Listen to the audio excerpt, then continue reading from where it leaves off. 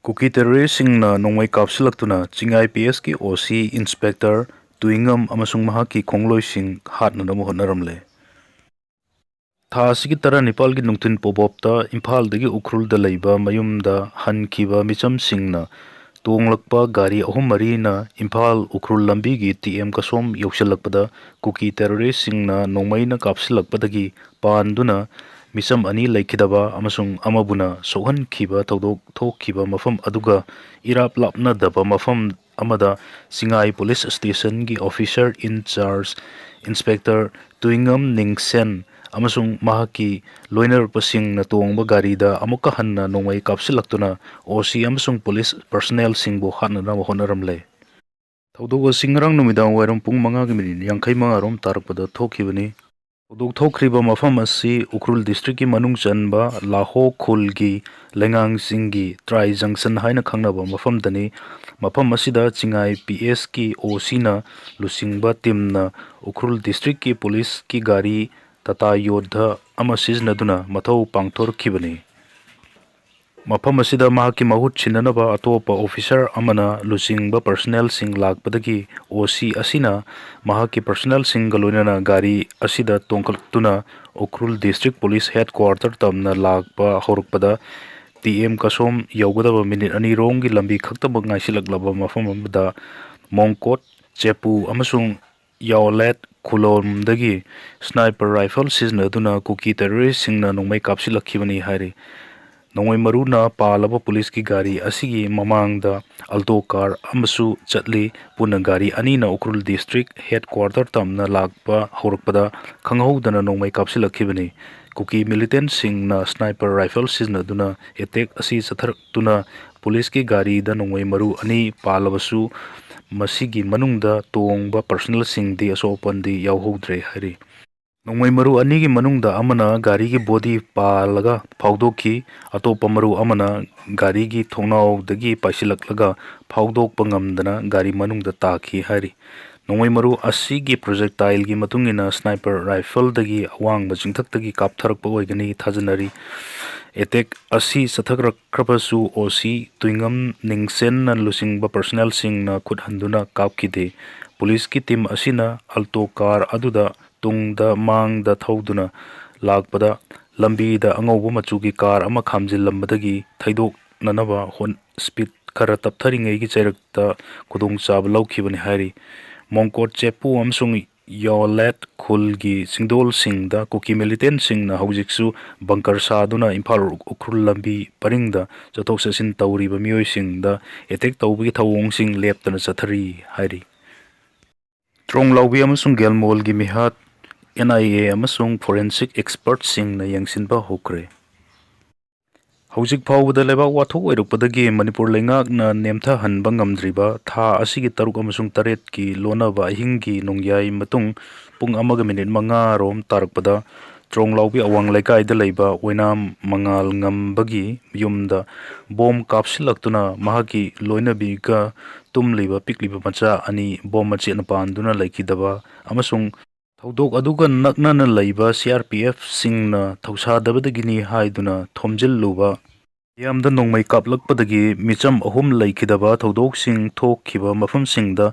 National Investigation Agency NIA gi official singna district forensic expert sing galonana laktuna yangsinba hokre Thenglabusu thengna thawdok sing asi thokhiba numit 13 ni gi matungda ngasi NIA gi Inspector General of Police IGP amana lusingba official singna district forensic unit ki expert singa loinana laktuna hakthengnana investigation chathaba haukhibani petroleum sung diesel tanker humdrani pan LPG bullet mapan thunglare numit kharni gi mamangda Manipur gi mapanda leiba tongan tongan mafam sing dagi petrol diesel amasung LPG yauna atai polam sing lunab gi damak Imphal dagi chatkhiba truck sing gi manungda apunba truck chama gatrama pandi ngasi nungthil Imphal da tekta kaidana petrol diesel amasung LPG puduna halakre ngasi nungthil Imphal thunglaraba trucksingi manungda FCI gi cheng chinglakpa 13 cement purakpa 10 petrol tanker 32 diesel tanker 95 LPG purakpa bullet truck 9 amasung atai polamsing purakpa truck 118 ni trucksing asi Jiribamdagi NH 38 ta Imphal tamna lakhibani hairi Amaromda Manipuri Petroleum Productsing Singthok Singsin Taurakliba Oil Tanker Singi Association Amagi Machin Chatpa Mioi Amana Phongdorokpada Haujik Miyamna Manipurda petrol amasung diesel fangdabagi awaba mayoknarakani haibagi aranba wakal thadokpigadabani hanadagi su stock ta petrol amasung diesel sing leirakpagi mathakta ngasisu punna thau anisi singlakpa gari humdrani pan tekta kaidana thunglarbanina yamdrabada ngasidagina tha ahum longgi oinadi thau sing asigi awaba miyamna mayoknararoi hari Hospitalized tauroba mioi amagi sading sangchatta lupa lising manga oirambadagi lupa lising kuthra hengalakre report India da hakselgi oiba khudongchada ba mayoknaduna ana layeng sangda pukhalakpa hospitalized tauraba mioi amagi sading medical expenditure asi rural area da kumja lising ani ga 13 da sangchatta lupa lising manga ga chatruk kunthra taruk oirambadu kumja lising ani ga 13 taranipan da lupa lising 13 ka chatruk humdra taruk ta hengalakhraba matung Mamang sahi phawbada changchatta lupa lising kunthra mathoi ga chamri ga nifunipan oire haina National Statistical Office NSO na puthorkiba Household Social Consumption Health Report na phongdorkre Report asi mamang sahi gi January thadagi hauraduna December tha phawbugi manungda khongatpa data singi matung inna phongbani report asina makata na phongdorkhibada India gi khwaidagi nouba official health survey gi matung inna India macha sing nabagi sang hanadagi asuki matik wangkhalakli adubu anaba sing asi hospital da pukhattuna layeng ba jathabagi sangdi nemtharakli hairi Masigi maruoiba maramdi ana layeng da changba chadingki sang wangkhalakpadagini India macha cha da trahum doi dasmik amadi numit 15 gi period manungda amuktang oirbasu naganbagi report lairi masi kumja lising ani ga 13 dadi subnagi mioi cha da 8.5 oiramani Anaba mioi sing hospital da pukhatuna layeng bagi sangdi hanagumna cha da 2.5 da adumak lairi Report asina makata na phongdorpada India gi anaba mioi singi layong sing asi acute infectious condition oirambadagi haujik chronic almentus olakpaga loinana ana layeng sangda admit tawduna layeng bagi mahutta matam sangna masa matomta natraga imung manunggi mioi singna care lawbagi mathau taba laina sing oina narakpana maram oirga ana layeng sangda pukhattuna layeng bagi sang hantharakpagi maram oiri laina sing asigi manungda hypertension diabetes amasung cardiovascular condition singna khwaidagi sang wangna naba laina sing oiri urban area gi oina kumja lising ani ga 13 da ana layeng da changba chadingsi sangchatta lupa lising 8 ka chatruk ko humdra oirambadu haukiba sahi da sangchatta lupa lising 39 ga chatruk ka marfu nipan yauna wangkhalakre Hairibasing asin takpadi laibak asida medical gi lamda mamalka hena wangkhalakpada natana miyamna lainga ki loisangda thajaba leirtabadagi private sector da layeng nanaba honabagi sang wangkhalakle takpani hari ka hena sagalapag loinana IMD na heat wave advisory phongkre India gi mafam ayambada hawkhiba numit kharani asida ka hena sagalapag loinana India Meteorological Department IMD na nungsagi maisagi khudongchadaba mayok nanabagidamukta miyamna ingadaba guideline amasung advisory sing phongkre IMD gi guideline amasung advisory sing adugi manungda yariba makai nungsada thabak tawdanaba isada ising bottle ama adumak loina duna chatlaga toina ising thakpa pirol siznabada apaba amasung laina nungsit changba yaba phi setpa amadi nungsagi maisa ka henna kanba matamda yumdagi mapanda natraga lambi da yariba makai thabak sudanaba singba yauri India gi nongsup amasung mayai thangba sarukta lairiba state singda sangchatta Celsius degree nifu gi matakta sargani hari Ukraine लांदा नंफूदा यावहलिबा India मसा कुंतरुकी मनुंगदा तरादी सीरे हाइना centre न फोंदोरखरे Ukraine की लांदा नंफूदा यावहलिबा अमसुंग इमुंग मनुंगी मियोइसिंगना India दा Russia दगी टेक्ता काइदना हलनबिरउ हाइना supreme court ता वाकलखरबा India मसा कुंतरुकी मनुंगदा तरादी Ukraine गा लान सोकनबदा सीरे हाइना union लाइंगाकना supreme court ता फोंदोखरे ममंग सही की दिसंबर दा रशिया की मिलिट्री दा रिक्रूट तौरबा इंडिया मसा चनीसुपना तरुक की मनुंगदा कुंतरुक्ति इमुंग मनुंगी मियोई सिंगना इंडिया दा टेक्ता काइदना हलनबिरउ अमसुंग मखोइना रशिया की मिलिट्री दा यावखिबसी मसाना याना यावखिब नते हाइना सुप्रीम कोर्ट ता वकलखिबनी हाइरिबा मियोई कुंतरुक असिगी मनुंगदा तरादी यूक्रेन की लांदा सीरे अमसुंग तरेतना थीब खंगद्री हाइरी इंडिया की एक्सटर्नल अफेयर्स मिनिस्ट्री ना हंजन हंजन इंडिया की मियोई सिंगदा रशिया की मिलिट्री दा यावगनु हाइना सेक्शन वा थौंख्रबसु मियोई चनी सुपना तरुक की मनुंगदा अयामबदी मसानियाना रशिया की मिलिट्री दा यावखिबनी हाइरी रशिया की मिलिट्री दा यावखिबा मियोई अयामबा सपोर्ट स्टाफ हाइबदी चाक थोंगननबा मियोई सिंग नत्रगा अतोप हिरम कयादा मतेंग पांगननबा ओइना लैबनी अदुबु मियोई खरदी रशियाना यूक्रेन गा लान सोकनबदा फ्रंट लाइन दा नंफूदा यावहल्ले हाइबगी रिपोर्ट फोंगनरखरबनी रशिया अमसुंग इंडिया लैंगाक सिंगी माइकैदगिदी इंडिया की मियोई सिंग डिस्चार्ज तौननबा होनरी हाइरी ट्रेन की थबक थौरम सिंगदा हेन साफननबा अमदी खुमांग यांगसिल हननबा NFR ना लेप लैतना अनौब मखल की मतंग चुनरब खुलाई सिंग हपसिननबा थौरांग तौरी ट्रेन की थबक थौरम सिंगदा हेन साफननबा अमदी मतंग चुनरब मवोंगदा हेन खुमांग यांगसिल हननबगी पांदमदा north east frontier railway NFR ना लेपतना अनौब मखल की खुलाई सिंग हपसिन बगलोइनना सिस्टम खुदिंगमक मॉनिटर तौरी अनौब टेक्नोलॉजी अमसुंग सिस्टम सिंग सिजनदुना अवांगनोंग पोक्ता ट्रेन चथोक चसिन तौबदा असोय अंगाम यावहनदनबा होनरी हाइना NFR की चेरोल अमना फोंदोरकली चेरोल असिना हाय सही असिगी मार्च ता NFR ना सिग्नलिंग अमसुंग सेफ्टी की डोमेन दा मरुओइबा थबक कया पाइखटपा हौरे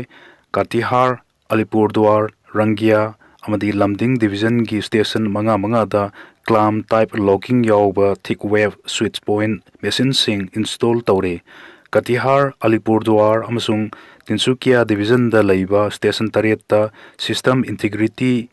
टेस्ट मपुंग फाना पांगथोकले मसिगी मथक्ता वांगनोंगपोक्ता लैबा NFR की लेवल क्रॉसिंग गेट कुंथ्रानिथोइदा पाक्सन्ना सिस्टम इंटीग्रिटी टेस्टिंग ड्राइव पांगथोकले लमदिंग अमदी रंगिया डिवीजन दा लैबा लेवल क्रॉसिंग गेट कयादा ऑपरेशनल सेफ्टी फगदहननबा थबक पाइखटले हाइरी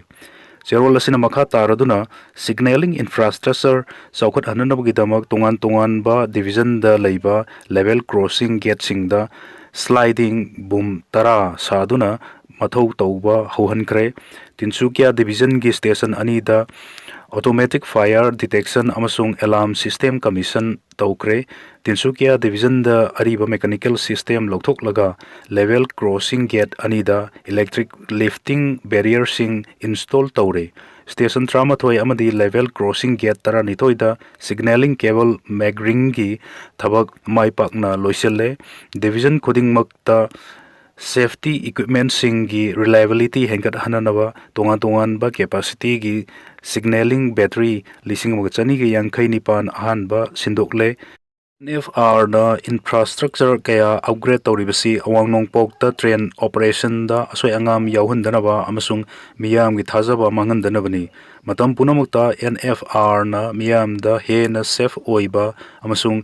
इफिशिएंट ओइबा रेलवे सर्विस फंगननबा पांदम दा थमदुना थबक पाइखटकिबनी हारी ईरानी फॉरेन मिनिस्टर ना पाकिस्तान की आर्मी चीफ का उनखरे